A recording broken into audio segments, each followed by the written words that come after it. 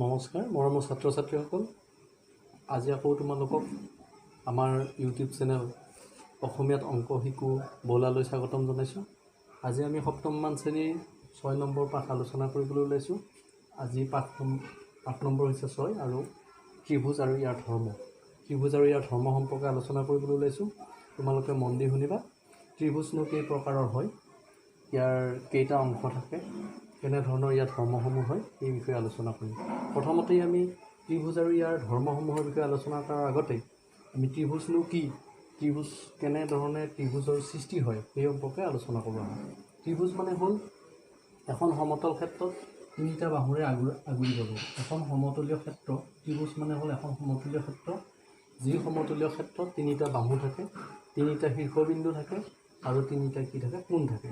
গতিকে তিনিটা বাহুৰে আগুৰা সমতল ক্ষেত্ৰই হৈছে ত্ৰিভুজ। ইয়াৰ তিনিটা শীৰ্ষবিন্দু থাকে। এই তিনিটা শীৰ্ষবিন্দু এ, বি আৰু চি তিনিটা শীৰ্ষবিন্দু। ইয়াৰ তিনিটা বাহু এ বি বাহু, বি চি বাহু আৰু এ চি বাহু। ইয়াৰ তিনিটা বাহু আৰু তিনিটা কোণ উৎপন্ন হৈছে। এটা, দুটা, তিনিটা, এই তিনিটা কোণ উৎপন্ন হৈছে। গতিকে আমি এটা ত্ৰিভুজৰ তিনিটা কোণ পাওঁ, তিনিটা বাহু পাওঁ আৰু তিনিটা শীৰ্ষবিন্দু পাওঁ। গতিকে আজি আমি বুজি পালোঁ ত্ৰিভুজ কাক বোলে। তাৰপিছত আমি আহিম যে এই ত্ৰিভুজৰ প্ৰকাৰসমূহ কেনেধৰণৰ হয়, বাহু হিচাপে আৰু কোণ হিচাপে আমি আজি আলোচনা কৰিম। প্ৰথমতে আমি বাহু হিচাপে ত্ৰিভুজ কেই প্ৰকাৰ হ'ব পাৰে তাৰ বিষয়ে আলোচনা কৰা হয়। বাহু হিচাপে ত্ৰিভুজ হৈছে তিনি প্ৰকাৰৰ। বাহু হিচাপে ত্ৰিভুজ তিনি প্ৰকাৰৰ। তাৰে প্ৰথম প্ৰকাৰৰ ত্ৰিভুজটোৰ নাম হৈছে বিষম বাহু ত্ৰিভুজ। বিষম বাহু ত্ৰিভুজ মানে কি আমি বুজি লওঁ আহা। বিষম বাহু মানে কি, ইয়াতে আমাৰ শব্দটোতে ইয়াৰ নামটোৰ পৰিচয় হৈ আছে। শব্দটোতে ইয়াৰ নামটোৰ পৰিচয় হৈছে। বিষম মানে হ'ল বিষম, বিষম মানে হ'ল সমান নহয়, বিষম। বাহু মানে বাহু, ভুজ। গতিকে কি হয়, যি ত্ৰিভুজৰ তিনিওটা বাহু সমান নহয় তাকে কোৱা হয় বিষম বাহু ত্ৰিভুজ।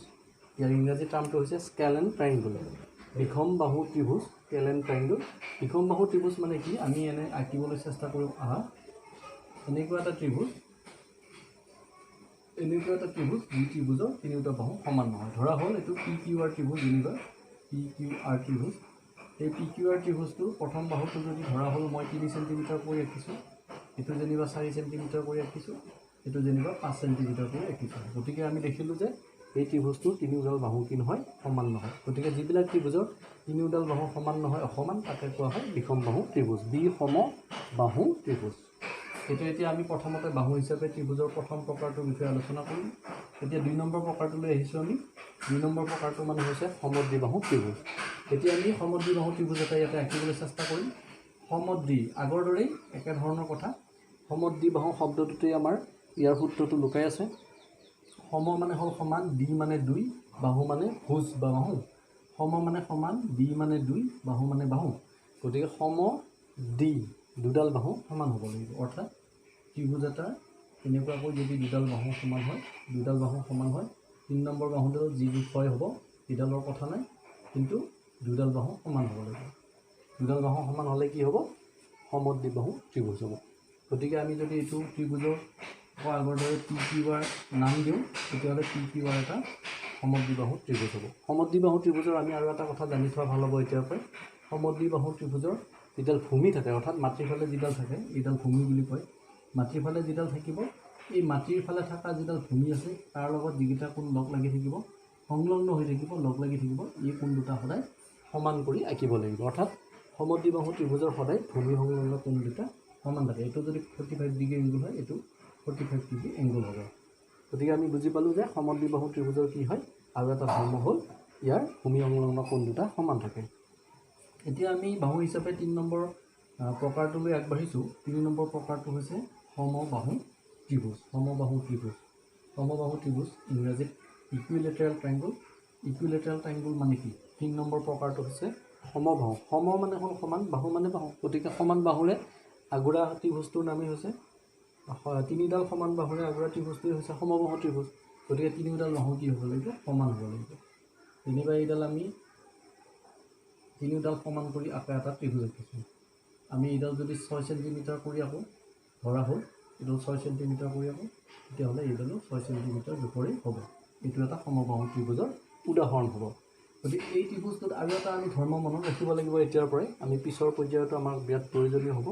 সমবাহু ত্ৰিভুজৰ সদায় কি হয় সমান কোণকেইটা সমান হয় এই তিনিটা কোণ কি হয় সমান হয় যেহেতু আমি জানো যে ত্ৰিভুজৰ তিনিটা কোণৰ মাপৰ সমষ্টি হৈছে 180 ডিগ্ৰী 180 ডিগ্ৰী মানে এইটো আমি 180 ডিগ্ৰী লিখিলোঁ 180 ডিগ্ৰী যেহেতু এতিয়া আমি সমবাহু ত্ৰিভুজ পাই আছোঁ সমবাহু ত্ৰিভুজৰ কি কৈছোঁ যে তিনিটা এংগুল তিনিটা কোণ সমান হয় গতিকে আমি 180 ডিগ্ৰী যদি তিনিটা সমান ভাগত ভাগ কৰোঁ তেতিয়াহ'লে কি হ'ব ইয়াতে 60 ডিগ্ৰী ইয়াতে 60 ডিগ্ৰী ইয়াতে 60 ডিগ্ৰী অৰ্থাৎ এটা সমবাহু ত্ৰিভুজৰ তিনিটা কোণ সমান হয় আৰু প্ৰতিটো কোণৰ মাপৰ সমষ্টি প্ৰতিটো কোণৰ মাপ হয় 60 ডিগ্ৰী 60 ডিগ্ৰী গতিকে সমবাহু ত্ৰিভুজৰ এটা অন্য ধৰ্ম আমি বুজি পালোঁ ইয়াৰ বাহু তিনিটা সমানটো হয়েই লগতে ইয়াৰ কোণ তিনিটাও সমান হয় গতিকে আমি বুজি পালোঁ যে বাহু হিচাপে ত্ৰিভুজ তিনি প্ৰকাৰৰ থাকে বিষম বাহু ত্ৰিভুজ সমদ্বিবাহু ত্ৰিভুজ আৰু সমবাহু ত্ৰিভুজ এতিয়া আমি কোণ হিচাপে ত্ৰিভুজ কেই প্ৰকাৰৰ পাওঁ সেইটো লৈ আলোচনা কৰোঁ আহা কোণ হিচাপেও ত্ৰিভুজৰ প্ৰকাৰ পায়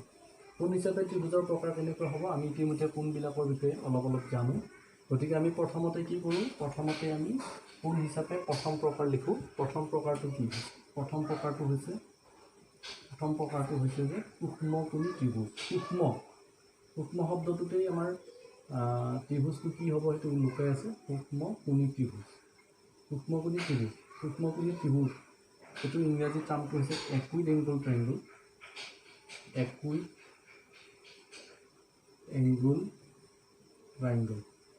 একুইড এংগল ট্ৰাইংগল মানে কি এতিয়া আমি সূক্ষ্ম কোণৰ বিষয়ে ধাৰণাটো ল'ব লাগিব তেতিয়া সূক্ষ্ম কোণী ত্ৰিভুজটোৰ কথা বুজি পাম সূক্ষ্ম কোণ মানে হৈছে যে যিবিলাক কোণৰ মাপ 90 ডিগ্ৰীতকৈ সৰু গতিকে 90 ডিগ্ৰীতকৈ সৰু কোণবিলাকে হৈছে সূক্ষ্ম কোণ গতিকে এটা ত্ৰিভুজৰ কি হ'ব লাগিব যে এটা ত্ৰিভুজৰ তিনিটা কোণ থাকিব তিনিটা কোণ কি হ'ব 90 ডিগ্ৰীতকৈ সৰু হ'ব লাগিব গতিকে কি হ'ল প্ৰতিটো কোণ 90 ডিগ্ৰীতকৈ সৰু হ'ব লাগিব এনেকুৱাকৈ যদি আমি আকোঁ এইটো 90 ডিগ্ৰীতকৈ সৰু কোণ হ'ব এইটো 90 ডিগ্ৰীতকৈ সৰু হ'ব এইটো 90 ডিগ্ৰীতকৈ সৰু কোণ হ'ব তেতিয়া এই যিটো ত্ৰিভুজ উৎপন্ন হ'ব এইটো কোৱা হ'ব সূক্ষ্ম কোণী ত্ৰিভুজ গতিকে কোণ হিচাপে প্ৰথম প্ৰকাৰটো আমি বুজি পালোঁ প্ৰথম প্ৰকাৰটোৰ নাম হৈছে সূক্ষ্ম কোণী ত্ৰিভুজ একুইড এংগল ট্ৰাইংগল এতিয়া 2 নম্বৰ প্ৰকাৰটোলৈ আহোঁ আমি 2 নম্বৰ প্ৰকাৰটো কি হ'ব 2 নম্বৰ প্ৰকাৰটোৰ বিষয়ে আমি ইতিমধ্যে প্ৰায়ভাগেই আমি পৰিচিত এটা কোণৰ লগত আমি প্ৰায়ভাগে পৰিচিত বা দেখা পাওঁ আমি ছবিবিলাকতো দেখা পাওঁ গতিকে সেইটো হৈছে তোমাৰ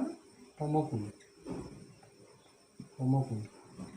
শব্দটোৰ পৰা সমকোণী শব্দটো হৈছে যে সমকোণী ত্ৰিভুজ সমকোণী ত্ৰিভুজৰ ইংৰাজীৰ নামটো হৈছে ৰাইট এংগুল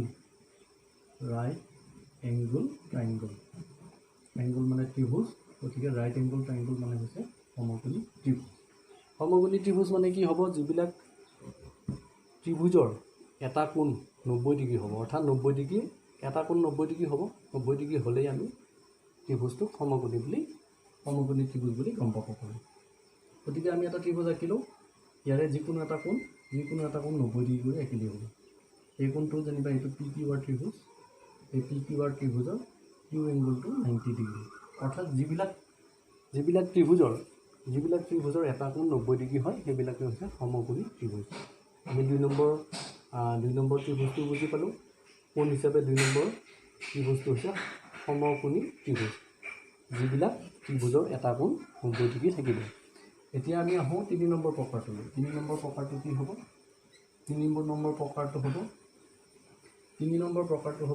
স্থূলকোণী শব্দটোৰ পৰা স্থূলকোণী ত্ৰিভুজ হ'ব গতিকে 3 নম্বৰ প্ৰকাৰটো আমি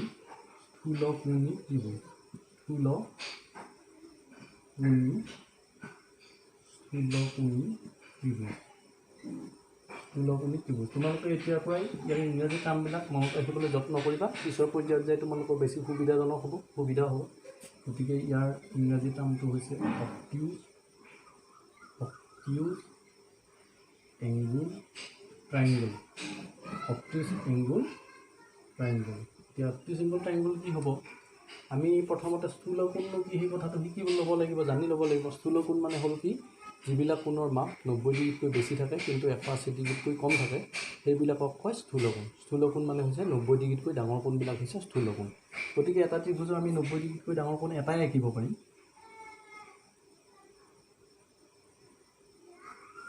এইটো যেনিবা মই 120 ডিগ্ৰী কৰি আঁকিলোঁ তেতিয়া ইয়াত আমি যিটো ট্ৰাইংগল পাম এইটো যিটো ট্ৰাইংগল পাম ধৰা হ'ল এইখিনি আমি 30 ডিগ্ৰী জোখাৰ পিছত 30 ডিগ্ৰী হৈছে, এইটো 30 ডিগ্ৰী হৈছে। তেতিয়া আমি বুজি পাম যে ইয়াৰে এটা কোণ কি হৈছে 90 ডিগ্ৰীতকৈ ডাঙৰ হৈছে, বাকীকেইটা সূক্ষ্ম কোণ হৈছে। গতিকে যিবিলাক ত্ৰিভুজৰ যিকোনো এটা কোণ 90 ডিগ্ৰীতকৈ ডাঙৰ বা স্থূল কোণ হয়, তেনেকুৱা ধৰণৰ ত্ৰিভুজবিলাকক স্থূলকোণী ত্ৰিভুজ বুলি কোৱা হয়। এতিয়া আমি বুজিলোঁ আজি যে ত্ৰিভুজৰ প্ৰকাৰসমূহ আমি বাহু হিচাপে আৰু কোণ হিচাপে তিনি প্ৰকাৰ পাওঁ। প্ৰথম তিনি প্ৰকাৰৰ বাহু হিচাপে ত্ৰিভুজ হৈছে আমি প্ৰথম ত্ৰিভুজ তিনি প্ৰকাৰৰ ত্ৰিভুজ পালোঁ। প্ৰথম তিনি প্ৰকাৰৰ ত্ৰিভুজ হৈছে বিষম বাহু ত্ৰিভুজ, সমদ্বিবাহু ত্ৰিভুজ আৰু সমবাহু ত্ৰিভুজ। আৰু আমি এতিয়া কোণ হিচাপে তিনি প্ৰকাৰৰ ত্ৰিভুজ পালোঁ। প্ৰথমটো হৈছে সূক্ষ্মকোণী ত্ৰিভুজ, দ্বিতীয়টো হৈছে সমকোণী ত্ৰিভুজ আৰু তৃতীয়টো হৈছে স্থূলকোণী ত্ৰিভুজ। আজি আমাৰ আলোচনাখিনি ইমানতে আমি অন্ত পেলাইছোঁ। পৰৱৰ্তী সময়ত আমি ত্ৰিভুজৰ মধ্যমা কি, ত্ৰিভুজৰ উন্নতি কি, সেই সম্পৰ্কত আলোচনা কৰিবলৈ যত্ন কৰিম। মৰমৰ ছাত্ৰ ছাত্ৰীসকল, তোমালোকক পিছৰ ক্লাছলৈ স্বাগতম জনালোঁ। নমস্কাৰ।